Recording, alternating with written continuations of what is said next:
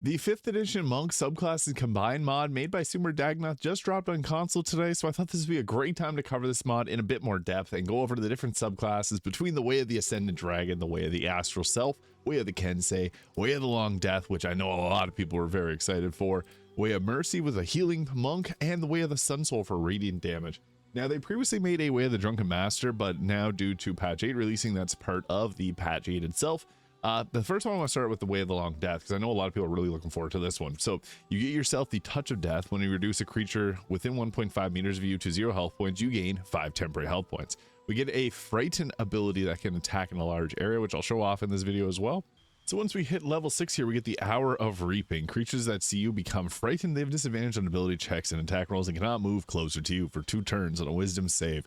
Pretty cool ability. It's actually quite powerful. So what's good about this is that Hour of Reaping has a massive range, so you can apply Frighten on a bunch of creatures using this. It's actually really powerful of an ability. With our level 11 feature, we get the Mastery of Death, so when you drop to 0 health points, when you have a key point available, you can regain 1 health point instead of being downed. And once we make our way to level 17, we get the Touch of the Long Death, and the damage will increase based on the amount of key points that we spend. So I'll show off what that looks like. It's pretty cool. There is level 20 support for all of these subclasses like the rest of Sumradagnoth's mods. I hope that the Ranger subclasses combined comes here soon, as well as their Purple Dragon Knight. So with a Touch of the Long Death here, you got a first one with a 2d10, 4d10, 6, 8, 10, 12, 14, 16, 18, and 20 d10 on that Touch of the Long Death. So yeah, you can hit hard with a lot of your key points, and you'll see there 126 damage. That hits very, very brutally. That does use up a lot of your key points, however, so that's something you'll have to think about strategically. For 10 key points, you can basically do a one-shot. Paired with the ability to do that Hour of Reaping, you got a lot of great options in offense and a bit of crowd control too with this Frighten. We also got ourselves the Way of the Ascendant Dragon here, which has a slew of different abilities that makes it a lot of fun to play. So the Breath of the Dragon, you get different dragon breath. You also get the Draconic Presence. You can use a reaction to gain advantage on your next Intimidation or Persuasion check. The Draconic Strike, you can change the damage type of your unarmed strikes to Acid, Cold, Fire, Lightning, or Poison for some very interesting build combinations. You also get the Breath of the Dragon. You get a cone or a 9-meter line that deals the elemental damage types equal to 2 rolls of your martial die. You also get the Dragon Disciple, so that can change your energy type from Acid to Cold to Fire to Lightning and to Poison. I'm a big fan of Cold because you can create the ice surfaces below people with the Snowburst ring, so this is a really fun one. And you also get the Recharge Breath of the Dragon, so you can spend a key point to gain a use of your Dragon Breath if you have no uses available for 2 key points. Level 6 subclass feature, you get the Wings Unfurled, so whenever you use the Step the Wind Dash or Disengage, you gain the ability to fly. And once we make our way to level 11 here, we get the Aspect of the Worm. You can create a 3-meter aura of Draconic power that frightens creatures or provides Acid, Cold, Fire, Lightning, or Poison damage resistance to your allies. So it's a nice new ability to keep your team safe. And at level 17, we get the Ascendant Aspect. So you can spend a key point to augment your Breath of the Dragon attacks, augmenting their shape and power. And your Aspect of the Worm auras can damage nearby enemies when you activate them. Cool, a little bit of extra damage there. So with this, we can make it so that we use any type of elemental damage types. So with Cold, we can actually pair that with the Snowburst ring, as I mentioned. It makes your hands glow with that color. It looks awesome depending on the choice that you make here. So yeah, this is a blast. And then you go ahead, you got your Breath of the Dragon, you got your Aspect of the Worm, which creates that temporary damage resistance. And you can see there, I guess when we go to attack, it changes our element, our damage type. You can see to the cold damage. So whenever we go to do our attacks, we get to choose the elemental damage choice, which is a lot of fun. I guess it doesn't proc with the Snowburst ring. So yeah, that's what that looks like there. You can actually grasp essence as well with these gloves. And then you got the Breath of the Dragon for either the cone or the straight line. So depending on what's going to hit more enemies, you can go pretty crazy with these. So yeah, breath attacks are a lot of fun. I think that that's awesome. And that one actually works with your Snowburst ring as well. So perfect. Now with the Way of the Astral Self, you get yourself these arms of the Astral Self. Think of yourself like Mr. Fantastic, giving yourself range on your punches there. And you also get the Summon Astral Self, manifest portions of your Astral Self to gain powerful benefits. So again, I'll go over all the different abilities here and show off what it looks like a bit in combat. The level 6 feature is the Arms and Visage of the Astral Self, giving you additional force damage on your attacks, damage enemies you can see within 3 meters. And then you also get the Visage of the Astral Self, manifests your vision of your Astral Self. At level 11, we get the body of the astral self. When you both your astral arms and visage summon, the body of your astral self appears, granting additional benefits, which I'll cover here. And at level 17, you get the awakened astral self, doing additional damage on your punches again. So you can go ahead here with the summon astral self, and then you got your arms of the astral self, which you can apply there to give you that attack range, and you got that cool appearance there. So when you go to do your punches, you got an increased range on them, so you can hit from further away. I think that that's really cool, giving a new way to play, and it also changes the damage type to force.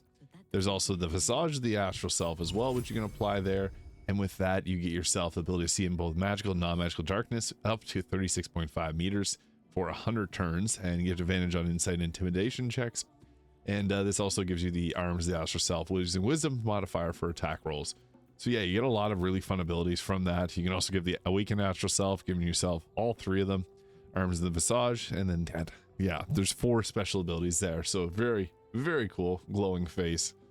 Now the way that Kensei is another popular one because this is a monk that uses weapons, so you get to pick a Kensei weapon here, and you can see it's a lot of different options. So you can even get light hammers. What this does is it makes it so that this is your monk weapon, and they count as monk weapons. You also get to take things like darts, which doesn't really do anything. Darts are items from D&D, but you get the hand crossbows, light crossbows, longbow, short bows, and slings. Slings and darts were supposed to be in Baldur's Gate 3, but just got cut due to time constraints. We also get the magic Kensei weapons, which overcomes resistances, and we get Death Strike. On each of your turns, when you hit a target with a Kensei weapon, deal an additional 1d6 of damage. And you also get to pick more Kensei weapons as you continue to level up. Once we make our way to level 11, we get the Sharpen the Blade in hand. So whenever you sharpen the blade ability, that targets the main hand weapon. And when we do this, grant a non-magical Kensei weapon a bonus to attack and damage rolls equal to the number of key points you spend. So you can power up weapons to really use any type of weapon you want. And at level 17, we get the Unerring Accuracy. Once in each of your turns, you may reroll a missed attack made with a monk weapon, guaranteeing you're going to have a much higher hit chance, which is, I think, great. As far as the Way of Mercy, this is a healing type of monk. So you get the Hands of Harm, which whenever you do a melee attack, you get additional 3 to 8 necrotic damage. Then you also have your Flurry of Blows, single target, and multi-target, so you can hit one or punch in secret against 2 targets. And we also have the Hands of Healing and the Hands of Healing multi-target. At level 6, we get our Physician's Touch Harm, so poison the target of your Hands of Harm. And also the Physician's Touch Heal, so you can end the effects of negative conditions when you use your Hands of Healing, which is actually a pretty powerful ability if you got teammates that are debuffed. And at level 11, we get the Flurry of Healing and Harm. Your Hands of Healing ability may be made in place of both strikes when you use Flurry of Blows and Hands of Harm. Does not cause additional key when used as part of a Flurry of Blow attack. So the Flurry of Healing single target had pretty decent heals. And once we make our way to level 17, we get the Hand of Ultimate Mercy. Revive a creature, they return to life with 4 to 40 health points, plus 2 health points, and cure to blindness, paralysis, poison, and stun. So actually some really effective ways to heal and keep our team alive. So to heal our allies, we got those Hands of Healing that we can use to go ahead and just use hand gestures to heal them.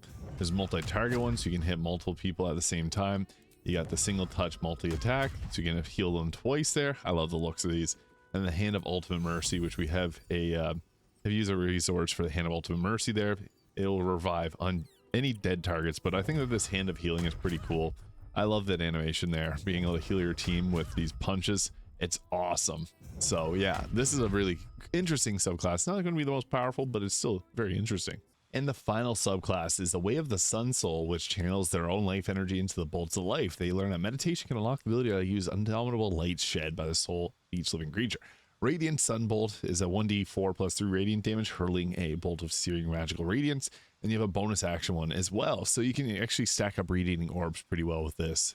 And once we make our way to level 6, we get the Searing Arc Strike, which we can cast at higher levels later on, doing a 3d6 fire damage. Each flammable target is hit with fire damage based on the amount of key points that you spend, similar to the Touch of the Death from the Way of the Long Death Monk. And at level 8, you get the Searing Arc Strike. You can upcast that now. And even further at level 10 for 6d6 of fire damage. Level 11 gives you the Searing Sunburst, 2d6 radiant damage, hurling an orbital light that erupts into devastating explosion, and you can upcast it with more key points. And then level 12, we get the Searing Arc Strike at another higher level. And again at level 14 for an 8d6. And at level 16 to the Searing Arc Strike 9d6, which is actually getting it pretty hefty there in terms of damage. And then at level 17, we also get our Sun Shield, become wreathed in or extinguish a magical aura that shines to a radius of 9 meters, can make damage. And you can damage creatures that make melee attacks against you. Permanent. And at level 20, we get the Searing Arc Strike all the way up to 11d6 of fire damage. So we got our Radiant Sunbolts here that we can use to do our Radiant attacks with. Pretty cool animations there. You also have their Searing Sunburst, which we can do upwards of an 86 of damage. And it hits quite hard, so you can see there, big booming explosion. And after we do an attack, we're actually able to do our Searing attacks as well. So we go ahead with our just melee attack, and then you can get this Searing Arc attack. So here it's now available, and then we can go ahead with that 11 to 66 fire damage. You can see it hits in an area outwards like that, so you can go boom with that. Pretty strong, honestly. Oops, that was a little bit too strong. So that is the 5th edition Dungeons and Dragons Monk Subclasses Combined mod made by Sumradagnoth here. So many great mods, and there's so many great mods made by them and great subclasses here. So let me know your favorite thing about this mod in the comments. Hit the subscribe button below if you haven't already, and I'll see you all in the next video.